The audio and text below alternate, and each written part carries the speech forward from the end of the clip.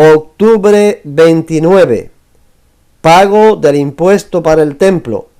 Mateo 17, 24 al 27.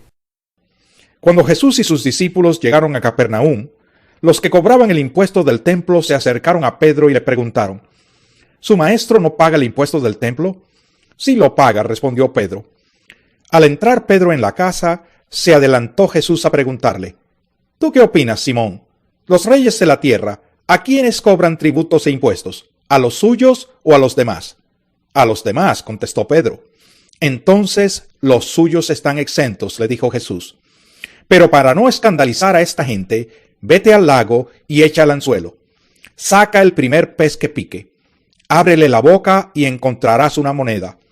Tómala y dásela a ellos por mi impuesto y por el tuyo.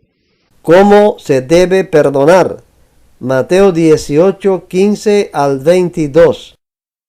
Si tu hermano peca contra ti, ve a solas con él y hazle ver su falta. Si te hace caso, has ganado a tu hermano. Pero si no, lleva contigo a uno o dos más, para que todo asunto se resuelva mediante el testimonio de 2 o 3 testigos. Si se niega a hacerle caso a ellos, díselo a la iglesia. Y si incluso a la iglesia no le hace caso, trátalo como si fuera un incrédulo o un renegado. Les aseguro que todo lo que ustedes aten en la tierra quedará atado en el cielo, y todo lo que desaten en la tierra quedará desatado en el cielo. Además les digo que si 2 de ustedes en la tierra se ponen de acuerdo sobre cualquier cosa que pidan, les será concedida por mi Padre que está en el cielo. Porque donde 2 o 3 se reúnen en mi nombre, allí estoy yo en medio de ellos. Pedro se acercó a Jesús y le preguntó: Señor, ¿cuántas veces tengo que perdonar a mi hermano que peca contra mí? ¿Hasta 7 veces? No te digo que hasta 7 veces, sino hasta 77 veces, le contestó Jesús. Petición de Santiago y de Juan. Mateo 20, 20 al 23. Entonces la madre de Jacobo y de Juan, junto con ellos, se acercó a Jesús y arrodillándole le pidió un favor. ¿Qué quieres?, le preguntó Jesús. Ordena que en tu reino uno de estos 2 hijos míos se siente a tu derecha y el otro a tu izquierda. No saben lo que están pidiendo, les replicó Jesús. ¿Pueden acaso beber el trago amargo de la copa que yo voy a beber? Sí podemos. Ciertamente beberán de mi copa, les dijo Jesús, pero el sentarse a mi derecha o a mi izquierda no me corresponde concederlo. Eso ya lo ha decidido mi Padre. Marcos 10, 35 al 40. Se le acercaron Jacobo y Juan, hijos de Zebedeo.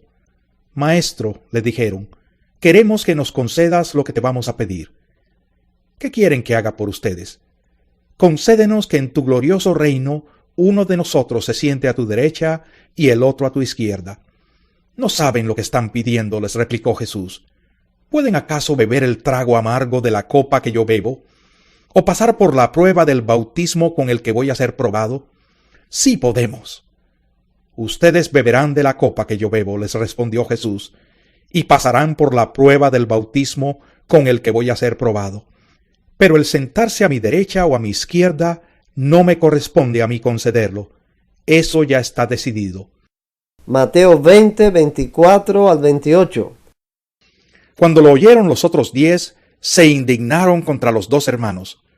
Jesús los llamó y les dijo: Como ustedes saben, los gobernantes de las naciones oprimen a los súbditos, y los altos oficiales abusan de su autoridad.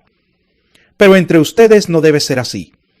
Al contrario, el que quiera hacerse grande entre ustedes deberá ser su servidor, y el que quiera ser el primero deberá ser esclavo de los demás.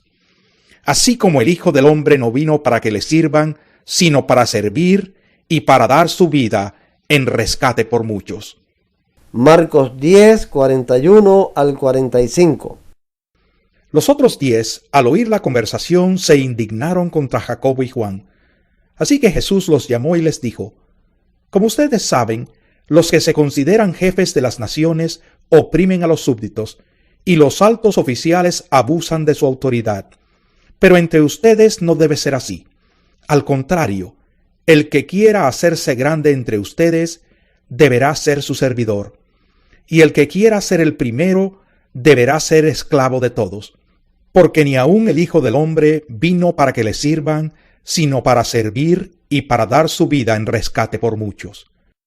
La grandeza en el servicio. Lucas 22, 24 al 30. Tuvieron además un altercado sobre cuál de ellos sería el más importante. Jesús les dijo: los reyes de las naciones oprimen a sus súbditos, y los que ejercen autoridad sobre ellos se llaman a sí mismos benefactores. No sea así entre ustedes. Al contrario, el mayor debe comportarse como el menor, y el que manda como el que sirve. Porque ¿quién es más importante, el que está a la mesa o el que sirve? No lo es el que está sentado a la mesa. Sin embargo, yo estoy entre ustedes como uno que sirve. Ahora bien, ustedes son los que han estado siempre a mi lado en mis pruebas. Por eso yo mismo les concedo un reino, así como mi Padre me lo concedió a mí, para que coman y beban a mi mesa en mi reino y se sienten en tronos para juzgar a las 12 tribus de Israel. Jesús y la mujer samaritana. Juan 4, 1 al 42. Jesús se enteró de que los fariseos sabían que él estaba haciendo y bautizando más discípulos que Juan, aunque en realidad no era Jesús quien bautizaba, sino sus discípulos. Por eso se fue de Judea y volvió otra vez a Galilea. Como tenía que pasar por Samaria, llegó a un pueblo samaritano llamado Sicar, cerca del terreno que Jacob le había dado a su hijo José. Allí estaba el pozo de Jacob. Jesús, fatigado del camino, se sentó junto al pozo. Era cerca del mediodía. Sus discípulos habían ido al pueblo a comprar comida. En eso llegó a sacar agua una mujer de Samaria, y Jesús le dijo: «Dame un poco de agua». Pero como los judíos no usan nada en común con los samaritanos, la mujer le respondió: «¿Cómo se te ocurre pedirme agua si tú eres judío y yo soy samaritana? Si supieras lo que Dios puede dar, y conocieras al que te está pidiendo agua», contestó Jesús, «tú le habrías pedido a él, y él te habría dado agua que da vida. Señor, ni siquiera tienes con qué sacar agua, y el pozo es muy hondo. ¿De dónde pues vas a sacar esa agua que da vida? ¿Acaso eres tú superior a nuestro padre Jacob, que nos dejó este pozo, del cual bebieron él, sus hijos y su ganado? Todo el que beba de esta agua volverá a tener sed», respondió Jesús. «Pero el que beba del agua que yo le daré, no volverá a tener sed jamás, sino que dentro de él esa agua se convertirá en un manantial del que brotará vida eterna. Señor, dame de esa agua para que no vuelva a tener sed, ni siga viniendo aquí a sacarla». «Ve a llamar a tu esposo y vuelve acá», le dijo Jesús. «No tengo esposo», respondió la mujer. «Bien has dicho que no tienes esposo. Es cierto que has tenido 5, y el que ahora tienes no es tu esposo. En esto has dicho la verdad». «Señor, me doy cuenta de que tú eres profeta. Nuestros antepasados adoraron en este monte, pero ustedes los judíos dicen que el lugar donde debemos adorar está en Jerusalén. Créeme, mujer, que se acerca la hora en que ni en este monte ni en Jerusalén adorarán ustedes al Padre. Ahora ustedes adoran lo que no conocen. Nosotros adoramos lo que conocemos, porque la salvación proviene de los judíos. Pero se acerca la hora, y ha llegado ya, en que los verdaderos adoradores rendirán culto al Padre en espíritu y en verdad, porque así quiere el Padre que sean los que le adoren. Dios es espíritu, y quienes lo adoran deben hacerlo en espíritu y en verdad. «Sé que viene el Mesías, al que llaman el Cristo», respondió la mujer. «Cuando Él venga, nos explicará todas estas cosas». «Ese soy yo, el que habla contigo», le dijo Jesús. En esto llegaron sus discípulos y se sorprendieron de verlo hablando con una mujer, aunque ninguno le preguntó: «¿Qué pretendes? ¿O de qué hablas con ella?». La mujer dejó su cántaro, volvió al pueblo y le decía a la gente: «Vengan a ver a un hombre que me ha dicho todo lo que he hecho. ¿No será este el Cristo?». Salieron del pueblo y fueron a ver a Jesús. Mientras tanto, sus discípulos le insistían: «Rabí, come algo». «Yo tengo un alimento que ustedes no conocen», replicó él. «¿Le habrán traído algo de comer?», comentaban entre sí los discípulos. «Mi alimento es hacer la voluntad del que me envió y terminar su obra», les dijo Jesús. ¿No dicen ustedes todavía faltan 4 meses para la cosecha?